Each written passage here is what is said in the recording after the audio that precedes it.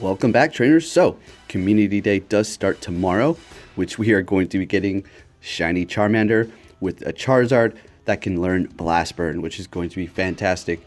So, with that said, we have new boxes that are here early. So let's go ahead and take a look at these now, shall we? First off, we have the Community Day box, which is 480 Pokecoins, which includes 2 Super Incubators, 6 Lucky Eggs, 6 Star Pieces, and 30 Ultra Balls.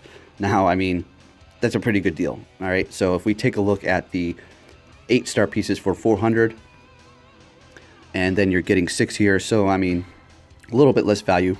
But then if you go over and take a look at the incubators, that is 200 each, so there's 400 within there. I mean, the price of the box is already evening out with the super incubator, so that's a pretty good deal. I don't have the exact number right now, but you can pretty much add it up yourself there. It's a decent deal. But if you had to pick one of these, let's go ahead and go over this now. We have the Great Box for 780 Pokecoins, 8 Incense, 6 Super Incubators, 8 Lucky Eggs, and 30 Ultra Balls. Now, these are all going to be a good deal because they are over the value of the price of the box itself. The Super Incubators right there, I mean, that's 2, 4, 6, 8, 10, 1,200 Pokecoins for 6 Super Incubators if you were to purchase those individually. So that is a deal. And then everything else is just nice. I personally think out of the Great Box, the best thing is going to be the Super Incubators, honestly, unless you need Lucky Eggs. Incense are okay. I mean, that was before I was level 40. I had those on all the time, but now I really don't. Now, for the Ultra Box, which I'm going to purchase right now because, I mean, give me a break. You have 10 Super Incubators in there. So for 1480 Pokecoins, so 1,480, $15 basically, $10 worth of Super Incubators. Actually, that's more. 22 Lucky Eggs, 10 Premium Passes, 30 Ultra Balls. So, I mean, this is a fantastic deal, obviously. So I'm going to go ahead and purchase that because I want the Incubators and I want the Raid Passes. So I'm going to go ahead and go for that. Now, what can we talk about on how to prepare for Community Day, and how do I find my shinies? How do you get so many? I know there's people out there that find just as many as me, if not more. But let's just take a look at what we have here. I mean, all those Bulbasaurs. The Pikachus, I don't have many because I caught 2, and I thought I was doing so good, and I came home and edited, and I didn't really go back out and hunt because I didn't realize how abundant they're going to be. So we go on. We see plenty of Dratini's and then Mareeps. What's my point here? I'm just trying to drive it home to tell you exactly how I do this. And where do I find my shinies? Parking lots, guys. Just see, literally just go around a parking lot, hit all of those Pokemon continuously. And if the parking lot is, you know, particularly not that big, and you find yourself finally tapping on all the Pokemon available, all the Charmanders, and then now what? You're in that same spot. Well, then migrate to another area where you know there's a nest of, like, you know, 15 Pokemon or something like that, or simply just move on to the next area that you know is abundant in Pokemon.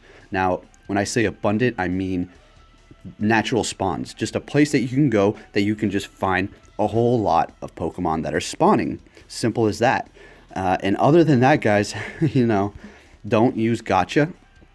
Turn off your gacha. If you have a Go Plus, use that, because you're not going to want that thing catching all these Charmanders and having shinies run on you, which it will happen, and it will catch shinies as well. But you want to just, you know, make sure you tap on every single Charmander that you can possibly find.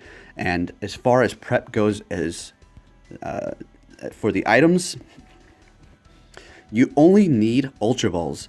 That's it. I mean, Ultra Balls and Golden Raspberries, because you want a Golden Raspberry every single shiny, even if it's a 10 CP, you know, you still want a gold in it, and throw an Ultra Ball because you don't want any of them running. Now, this is just my advice. This is not the law. I'm just trying to give you tips on how I'm finding all these shinies on Community Day, and that's about it. I have a specific spot that I go to, and I even found, let me show you here.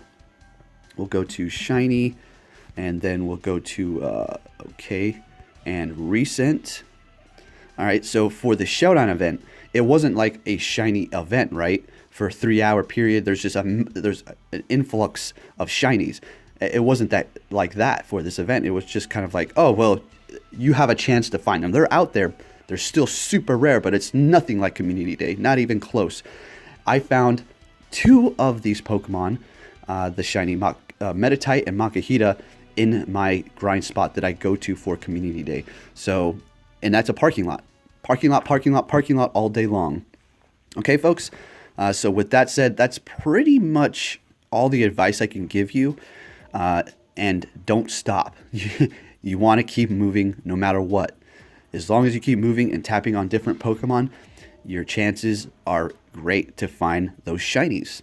Okay? So with that said, let's go ahead and take a look at a Gengar with Shadow Ball, the toughest one, using 3 Groudons. Now, I could have beat this Groudon, or I could have beat this Gengar with just the 3 of them, but my dodging was a little bit off with my Groudon. My first one, I wasn't really trying to dodge as hard as I can, and I took a hit. But nonetheless, let's go ahead and check that out now, shall we?